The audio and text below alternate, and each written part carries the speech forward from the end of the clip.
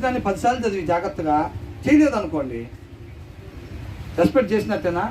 Respect చేసినట్టు కాదు. తండ్రి మాటకి మనం విధేయత చూపించటం అంటే ఆ చెప్పింది చెయ్యటం అన్నమాట. అర్థమవుతుందండి?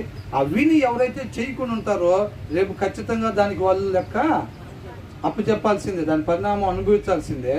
Who ever respects a command is rewarded అని అంటారు. ఎవరైతే తండ్రి మాట, ఆయన సృష్టికర్త చెప్పిన మాటని చేస్తారో వాళ్ళకి రేపు నిత్య జీవం బహుమానంగా ఇవ్వబడిద్ది.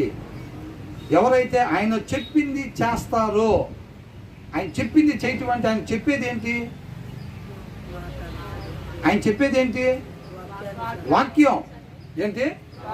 ఆయన మాట వాక్యం.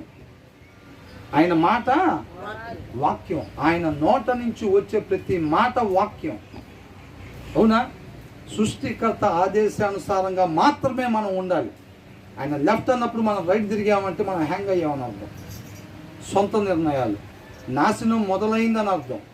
ఆయన లెఫ్ట్ అంటే లెఫ్ట్, రైట్ అంటే రైట్, ఫ్రంట్ అంటే ఫ్రంట్, బ్యాక్ అంటే బ్యాక్, అప్ అంటే అప్ అంతే. ఏంటంట? అప్ అంటే అప్పు. ప్రభు అప్పుడే అప్ప? 20 ప్రభువా? 45కి అప్ప? ఆయనకి 80 ఇచ్చావుగా ప్రభువా? ఏంటంట? అట్లా లెక్క అడగకూడదంట దేవుని. బైబిల్లో రాస్తుంది అది కూడా. నువ్వు ఇలా ఎందుకు చేసావు అని అలా అడగగలిగిన వాడు ఎవరు అని అంటున్నారు. అట్లా అడగకూడదు అని అంటున్నారు. మన ఆత్మీయ జీవితానికి మేలుకరమైన అంతవరకే మనం చూసుకోవాలి. మన జ్ఞానం ఎంత అని చెప్పడం కూడా ఎక్కువే. ఆయన అనంతుడు, అవునా కదా? ఆయన జ్ఞానం అనంతం.